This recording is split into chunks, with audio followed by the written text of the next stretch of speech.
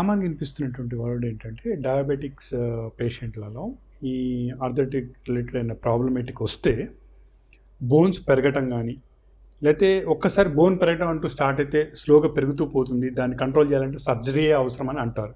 ఎంతవరకు నిజం ఇది? బోను పెరిగేదానికి సర్జరీ అన్నది ఫస్ట్ అండ్ ఫార్మోస్ట్ అది తప్పుడు సమాచారం అండి.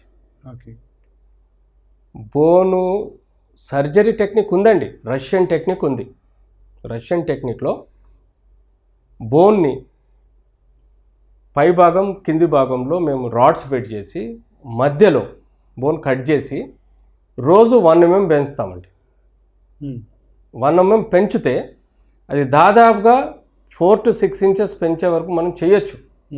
కానీ దానికి ప్రాపర్ ఇండికేషన్స్ ఉన్నాయండి. అందరికీ పొట్టి వాళ్ళందరికీ పొడుగు చేయాలని చేయడం చాలా పెద్ద తప్పు.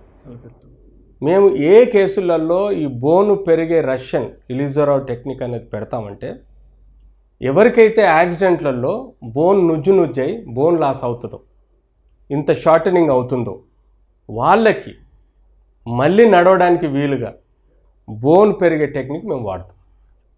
అంతేగాని ప్రతి పొట్టి వాళ్ళను పొడుగు చేయడం అనేది టెక్నికల్గా కరెక్టే, కానీ దానికి చేసే ముందు పేషెంట్ బంధువుల కన్సెంట్ అప్రోప్రియేట్ తీసుకోవాలి. పేషెంట్కు కాంప్లికేషన్స్ ఎక్స్ప్లెయిన్ చేయాలి. అది కూడా 2 to 3 inches కన్నా ఎక్కువ హైట్ చేయకూడదు. పర్ డే 1 mm కన్నా హైట్ పెంచకూడదు. అన్ని జాగ్రత్తలు తీసుకుంటూ అన్ని కాంప్లికేషన్స్ ఎక్స్ప్లెయిన్ చేస్తూ చెయ్యొచ్చు. అది ఎలిజోరోలో పొట్టి వాళ్ళని పొడుగు చేసే టెక్నిక్ ఉంది 2 కాళ్ళకు, కానీ అది చాలా మేజర్ ఆపరేషను. దానికి కన్సెంట్ అండ్ కౌన్సిలింగ్ చాలా ఇంపార్టెంట్. అందరికీ అంత ఈజీగా చేయకూడదు.